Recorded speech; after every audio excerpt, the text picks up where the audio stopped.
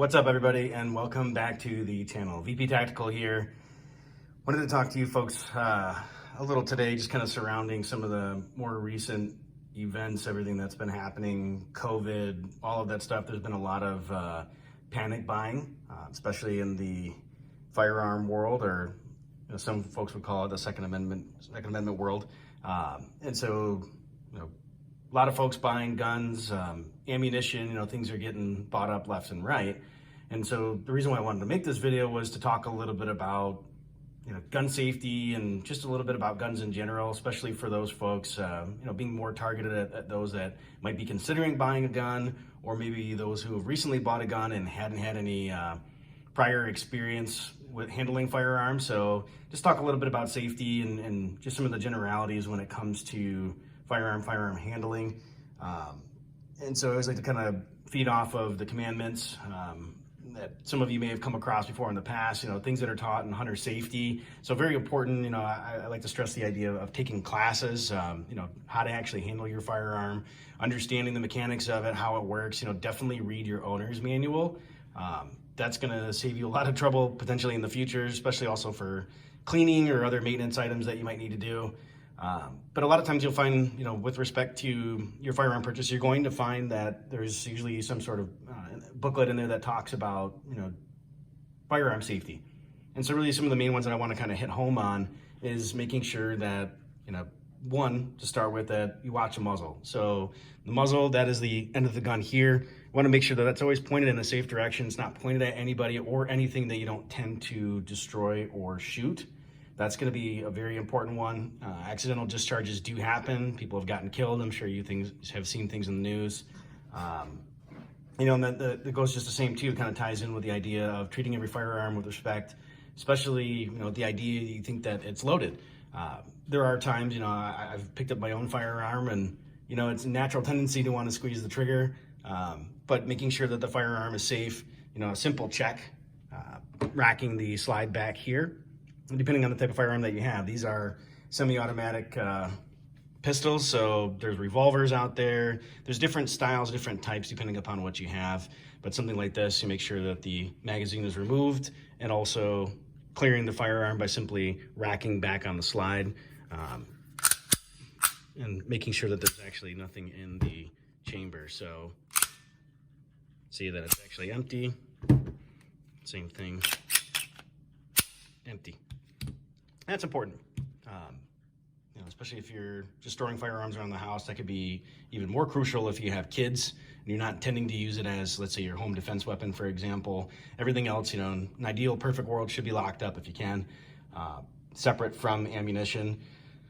Other key points too to bring up is to make sure that whenever you're out shooting, especially, if you go out to the desert or anything like that, I know folks that are in Arizona, Nevada, other places that might have open areas where you can go shoot freely, making sure that you know what's beyond your target. Because ultimately, once you pull that trigger, you're responsible for the bullet that leaves the gun. So that's key point to note.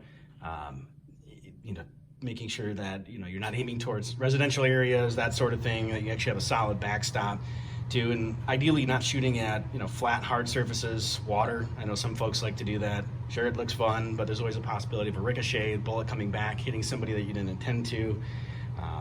Big one too, especially when the firearm is loaded, if you're at the range, anything of that sort, making sure when you have your grip, you grip the actual gun itself. So a natural tendency for me, stick that pointer finger out. Whether it's on, whether you're left-handed or right-handed, it shouldn't matter. Your finger should always be resting up here until you're ready to shoot.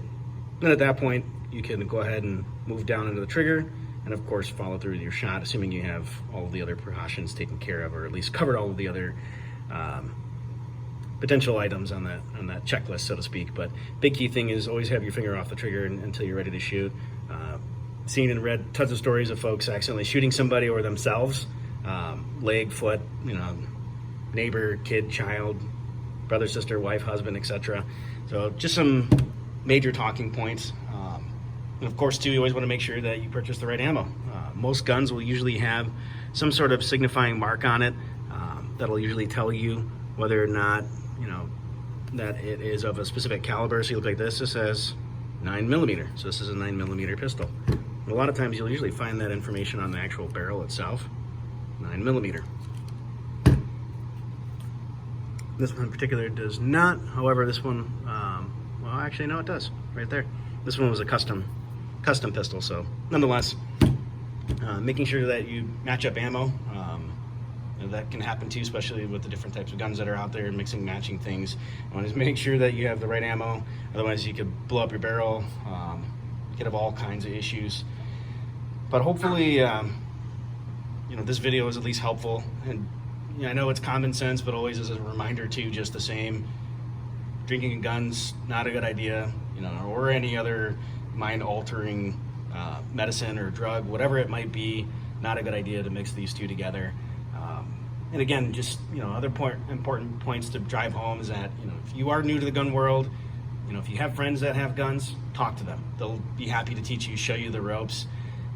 Just because you were against guns before and maybe your thought process has shifted and now you'd like to own one, for self-defense or whatever it might be, talk to somebody. And I know right now, given COVID and everything that's happening, it might be tough to try and get into a class, or you might be concerned about being around other people. That's fine.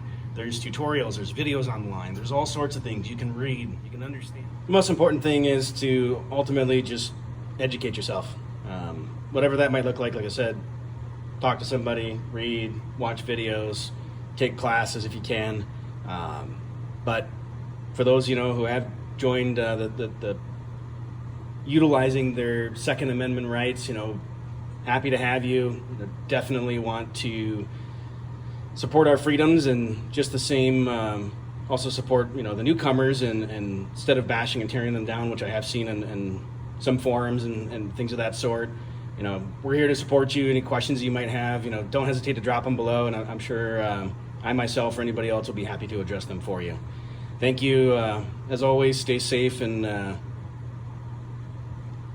stay vigilant, and have a great day.